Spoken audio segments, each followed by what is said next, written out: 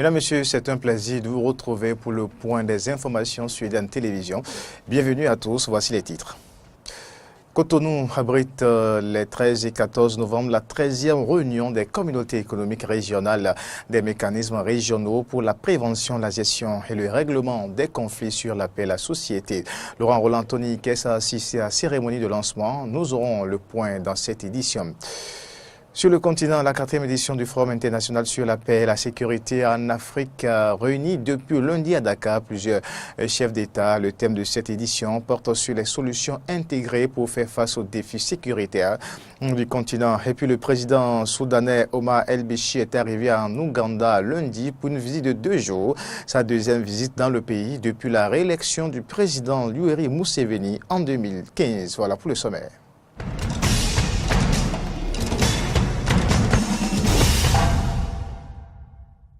Et dernière fois, encore une fois, bienvenue à toutes et à tous. Les hauts fonctionnaires de l'Union africaine sont en réunion du 13 au 14 novembre à Cotonou dans le cadre de la 13e réunion des communautés économiques régionales, des mécanismes régionaux pour la prévention, la gestion et le règlement des conflits sur la paix et la sécurité.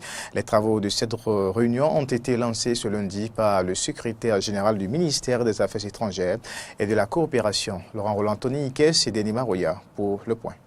La 13e réunion des hauts fonctionnaires de l'Union africaine et des communautés économiques régionales, mécanismes régionaux pour la prévention, la gestion et le règlement des conflits sur la paix et la sécurité est officiellement ouverte ce lundi par le secrétaire général du ministère des Affaires étrangères et de la coopération Hervé Diopé, représentant du ministre Aurélien Agbenossi. Selon Admoa Kambouzi, directeur du département de la paix et sécurité de l'Union africaine, cette rencontre permettra de faire le point des progrès réalisés et de discuter des questions transversales. Il a par ailleurs ajouté que les Africains devront assumer leurs responsabilités dans le processus de recherche de la paix. Dieudonné Nikiema, directeur du Fonds pour la paix de la CEDEAO, revient sur le bien fondé de cette réunion. Cette rencontre est une opportunité originale pour nous, fils et filles d'Afrique, de nous retrouver pour discuter et échanger des expériences sur les questions stratégiques et opérationnelles liées à la promotion de la paix et de la sécurité sur notre continent. Ensuite, de tirer les leçons d'enseignement, de nous projeter dans le futur et de mutualiser nos efforts communs et concertés dans le cadre de la mise en œuvre de l'architecture de paix et de sécurité en Afrique, APSA.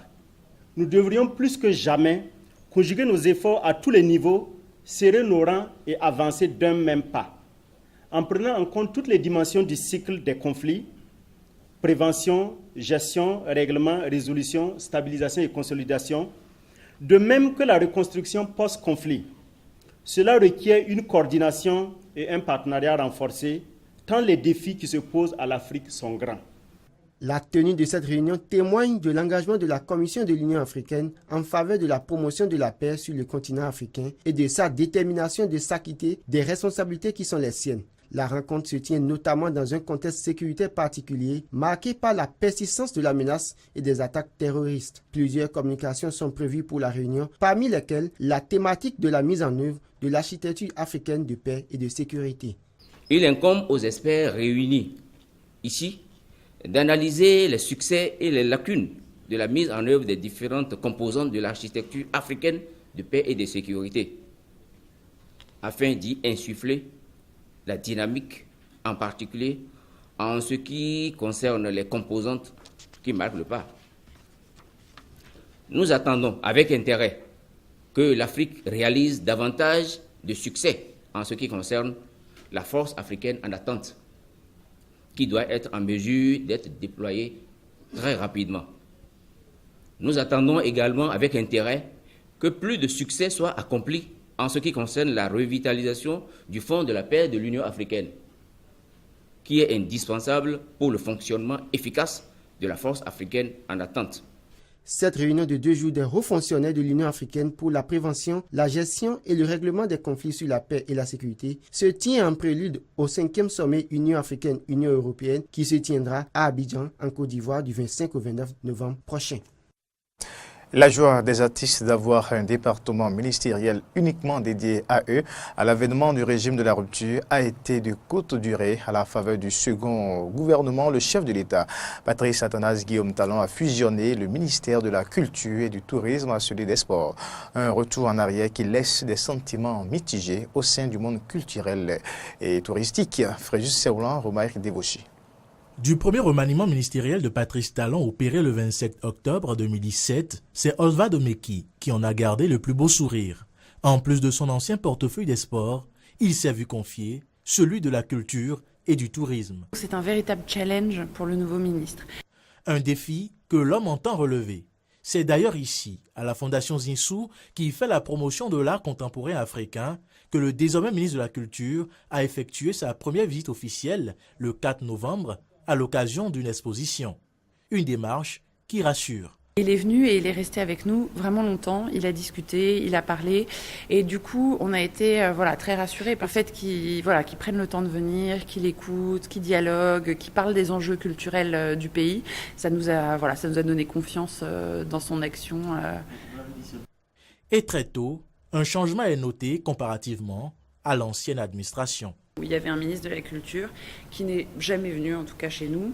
Et comme la plupart des acteurs culturels, je ne peux pas dire que son passage au ministère de la Culture ait marqué les esprits, parce que je ne peux pas vous citer de tête une seule action qu'il aurait faite. Il ne se passait rien.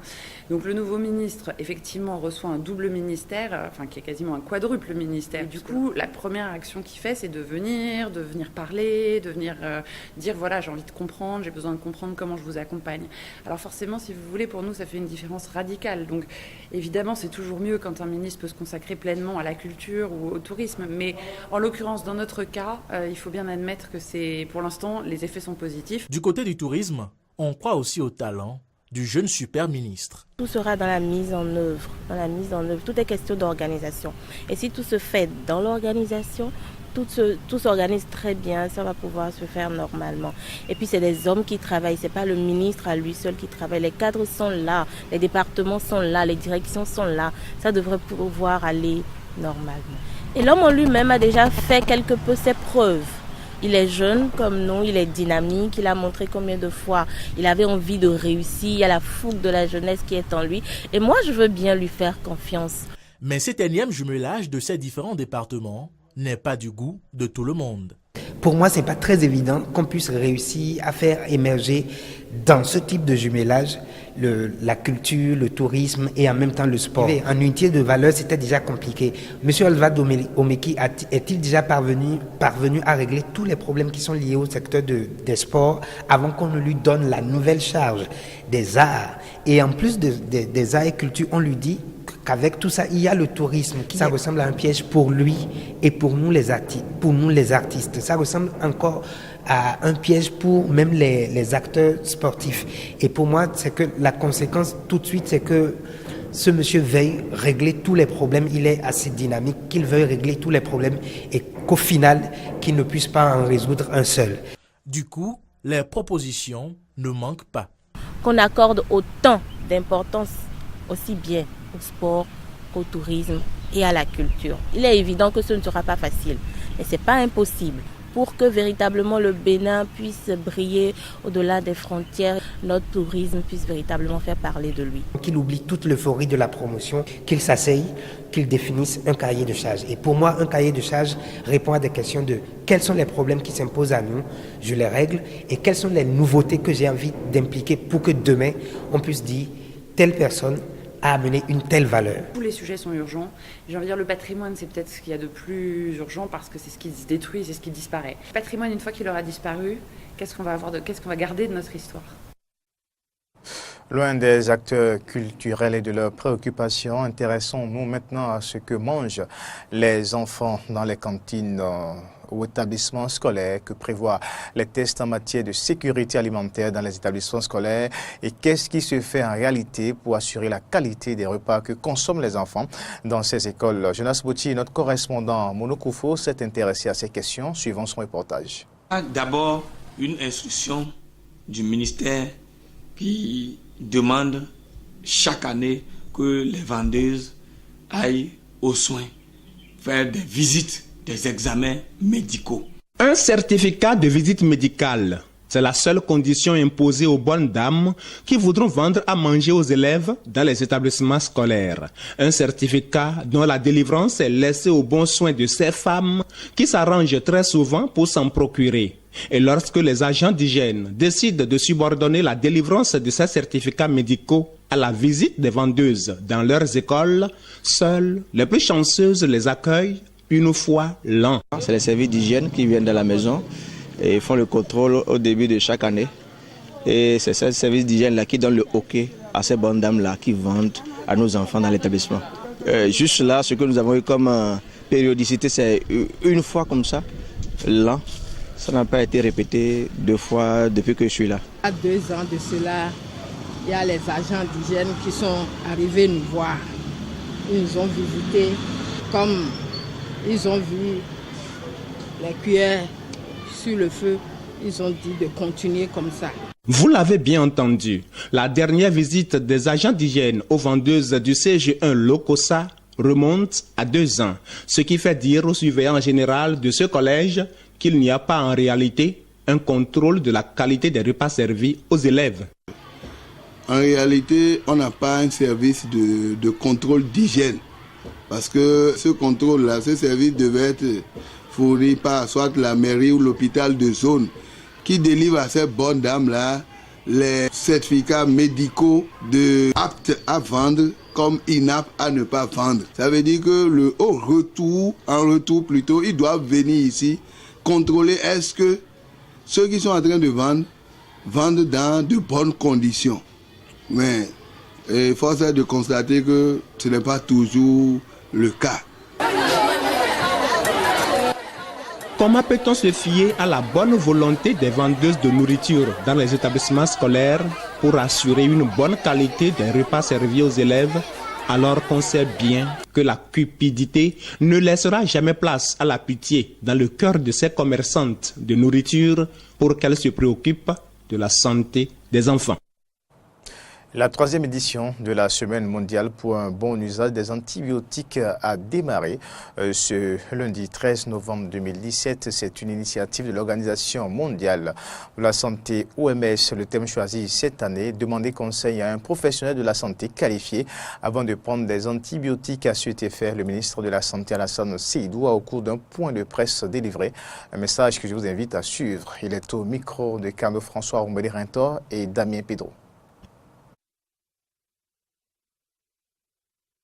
La résistance aux antimicrobiens, notamment aux antibiotiques, constitue aujourd'hui l'une des plus graves menaces pesant sur la santé mondiale et le développement.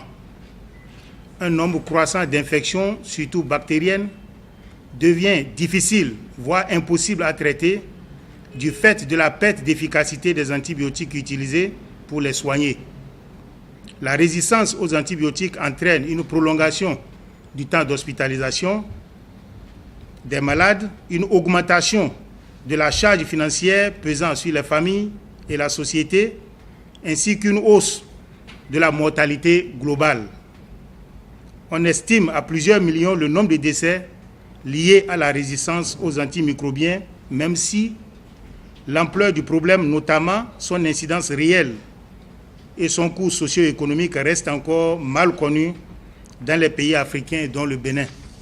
Selon des projections, si rien n'est fait d'ici à 2050, la résistance aux antibiotiques pourrait entraîner 10 millions de décès chaque année et une réduction de 2 à 3,5% du produit intérieur brut. Les manifestations de la Semaine mondiale pour un bon usage des antibiotiques au Bénin, que mon département, au nom du gouvernement, a initié, visent à mieux faire connaître le problème de la résistance aux antibiotiques. Elles seront également une occasion pour promouvoir des mesures simples de prévention des infections, notamment l'hygiène associée aux soins. Ainsi, je voudrais inviter chaque partie prenante à jouer sa partition. À toute la population, je demande de n'utiliser les antibiotiques que lorsqu'ils vous ont été prescrits par un médecin ou un professionnel qualifié. Respecter la posologie des antibiotiques et éviter l'automédication sous toutes ses formes. Aux professionnels de la santé humaine, respecter les protocoles et recommandations de bonne prescription des antibiotiques. Aux acteurs de santé animale, ne donner des antibiotiques aux animaux que sous contrôle vétérinaire et renforcer la vaccination. Quant à moi, je m'engage en collaboration avec mes pairs et avec l'appui des partenaires techniques et financiers à la mise en place d'un plan d'action national pour combattre la résistance aux antimicrobiens et renforcer la mise en œuvre des mesures de prévention et contrôle des infections. On va passer maintenant à l'actualité sur le continent. La 4e édition du Forum international de Dakar sur la paix et la sécurité en Afrique s'est ouverte lundi en présence des présidents sénégalais Macky Sall, malien Ibrahim Boubacar Keïta et rwandais Paul Kagame, ainsi que la ministre française des Armées, Florence Parly. Le thème de cette édition porte sur des solutions intégrées pour faire face aux défis sécuritaires du continent africain. Les dirigeants africains ont appelé alors à aider leurs États à assurer leur propre sécurité à l'ouverture de ce forum. Écoutons quelques déclarations. La riposte militaire doit être solidaire et globale pour ne laisser aucun sanctuaire aux groupes terroristes. Les défis liés au terrorisme et à la criminalité organisée ne peuvent être durablement traités par la seule approche militaire et sécuritaire. Ces fléaux sont très souvent la manifestation des problèmes plus profonds, mêlant déficiences en termes de gouvernance, de marginalisation, des violations des droits de l'homme et de bien d'autres facteurs. Je ferai tout ce que je pourrai, jusqu'à mon dernier souffle, pour que mon pays ait des moyens de défense à hauteur de la menace qui lui est faite. Mais pas seul. Pas seul. Cette forfanterie, je ne l'ai pas. Je suis bien conscient de la modestie de nos moyens. Et je suis venu vous dire que cet engagement de la France est intact. La France n'abandonne pas ses partenaires et continuera à encourager et à aider toutes les actions positives pour la paix en Afrique. Le président soudanais Omar El-Béchir est arrivé en Ouganda lundi pour une visite de 2 jours. Sa deuxième visite dans le pays depuis la réélection du président Yoweri Museveni en 2015. Les deux présidents n'ont pas pris la parole ni répondu aux questions au cours d'une conférence de presse. Cette visite intervient dans le cadre du renforcement des relations entre les deux pays. Des questions concernant la stabilité du Soudan du Sud ont été également évoquées. Et suivons maintenant les déclarations du ministre d'État ougandais des Affaires étrangères. Nous avons l'intention d'utiliser 2 méthodes. Il y a le processus de l'IGAD qui est également en cours, mais nous encourageons également le soutien et l'assistance individuelle ou unilatérale du président Museveni en tant qu'individu et du président Béchir en tant qu'individu, utilisant leur influence sur le Soudan du Sud, tous deux étant très proches et bien informés du président Salva Kiir. Cela importe maintenant, c'est qu'il y ait un processus de revitalisation, que la communauté internationale convienne qu'il est essentiel pour que le processus de paix progresse. Nous voulons donc insister sur le fait que la communauté internationale, les Nations Unies, fassent pression pour que ce processus aille de l'avant, non seulement pour le Soudan du Sud, mais aussi pour les millions de réfugiés qui fuient le pays. Ce qui est important, c'est le besoin actuel de créer un sentiment de confiance dans la communauté soudanaise du Soudan du Sud, un sentiment de sécurité parmi eux afin que les gens puissent commencer à rentrer chez eux et arrêter de fuir le pays. À Douala, un jeune Camerounais a trouvé une idée originale pour débarrasser la ville des déchets plastiques. Il fabrique des pirogues avec des bouteilles en plastique recyclées. Reportage. Dans les rues de Douala, la capitale économique du Cameroun, les déchets plastiques sont omniprésents et envahissent les canalisations et les égouts. Pour y remédier, Ismaël a créé l'ONG Madiba et Nature. Avec d'autres bénévoles, il ramasse les vieilles bouteilles pour fabriquer des embarcations. Ici, il est question de cibler les drains dans la ville de Douala et de collecter toutes ces bouteilles comme vous voyez là. Nous allons les collecter et nous allons les valoriser. Avec 1000 bouteilles de 1 litre, Ismaël a mis au point une pirogue de 5 mètres de long, pouvant embarquer 3 personnes. Une idée originale dans cette région côtière où la pêche est au cœur de l'économie locale. Il y a un vrai manque en pirogue pour la pêche. Plein de jeunes aimeraient pêcher, mais l'accessibilité, ça coûte cher. Une pirogue en bois traditionnelle, c'est entre 100 000 francs et 300, 500 000 francs. Alors, si on peut promouvoir et valoriser ces pirogues qui peuvent servir déjà pour les premières activités simples de pêche et encourager d'autres jeunes à entrer dans l'activité. Donc, c'est pour la pêche. Le prix d'une pirogue recyclée est affiché à 150 €, soit le prix d'une petite pirogue en bois. Les pêcheurs de Kibri, au sud de Douala, trouvent le projet intéressant malgré quelques réticences. La pirogue que je vois là, la pirogue est bonne. Il manque seulement que ça doit être solide parce qu'il y a un moment, pirogue de vagues. S'il y a trop de vagues, ça ne peut pas aller à la mer. Ismaël a investi toutes ses économies pour relever ce défi, soit 1 500 €. Après les pêcheurs, il espère séduire les touristes pour utiliser les barques écologiques comme des kayaks. L'ancien vice-ministre sud-africain de l'Éducation, reconnu coupable d'avoir agressé plusieurs femmes dans une boîte de nuit, a été condamné lundi à payer une amende de 6 000 €. C'est une décision qui a provoqué la colère de militants dans ce pays où les violences faites aux femmes sont un fléau. Kuzi Manana, 33 ans, ancien vice-ministre sud-africain de l'Éducation, condamné à payer une amende de 6 000 € pour agression sur les femmes. Il avait démissionné du gouvernement après cet incident survenu le 6 août dernier au petit matin et qui avait été filmé et largement diffusé sur les réseaux sociaux. Il avait plaidé coupable devant un tribunal de Johannesburg et reconnu avoir frappé à coups de pied et de poing 3 femmes après qu'elles eurent affirmé qu'il était homosexuel. En annonçant la décision de justice lundi, le juge Ramzani Redi a sermonné l'ex-vice-ministre qui a conservé son poste de député du parti au pouvoir, estimant que son comportement violent n'était pas digne d'un personnage public et de son rang. The crime committed is very serious. The commission of the crime has changed the lives Le crime commis est très grave. La perpétration de ces crimes a changé la vie des victimes d'une manière négative. Les victimes ont subi des blessures physiques, elles se sentent humiliées, traumatisées et embarrassées.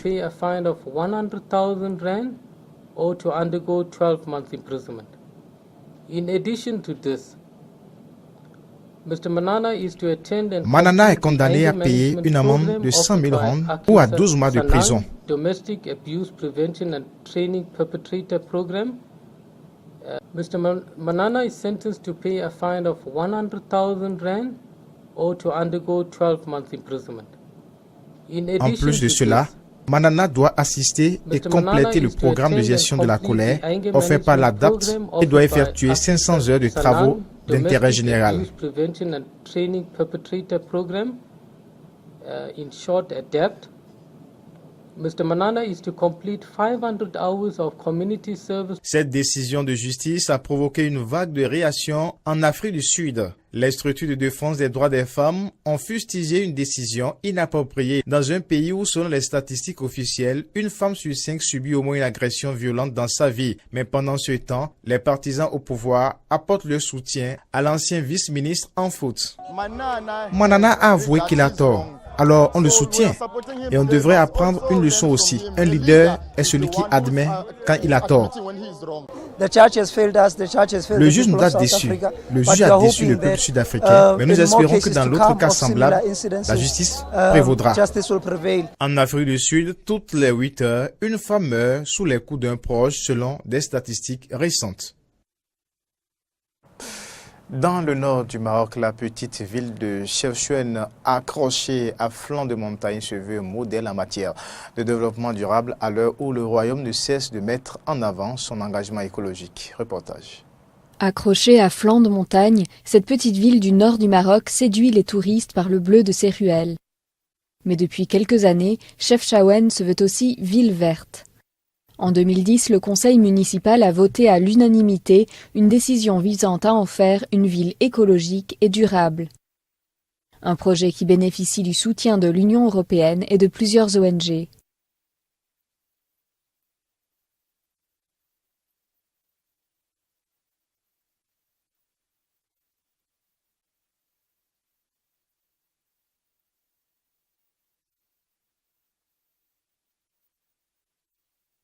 Aziz, agent municipal, sillonne en vélo électrique les rues de la commune pour inspecter les chantiers. La municipalité de Chefchaouen nous a donné ce vélo électrique pour préserver l'environnement. Il nous permet de visiter et de surveiller les sites sans avoir recours au diesel qui est polluant.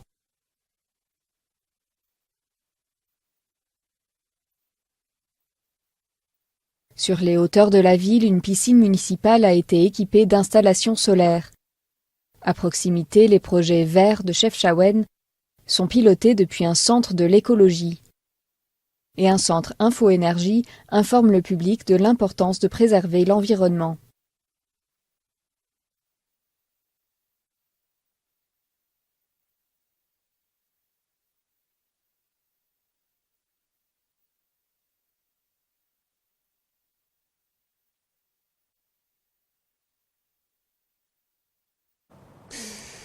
Et c'est la fin de cette édition. Mesdames, Messieurs, merci de l'avoir suivi. Prochain rendez-vous à 17h. N'oubliez pas la grande édition de la soirée à 20h avec Arnaud Moriagua. Au revoir.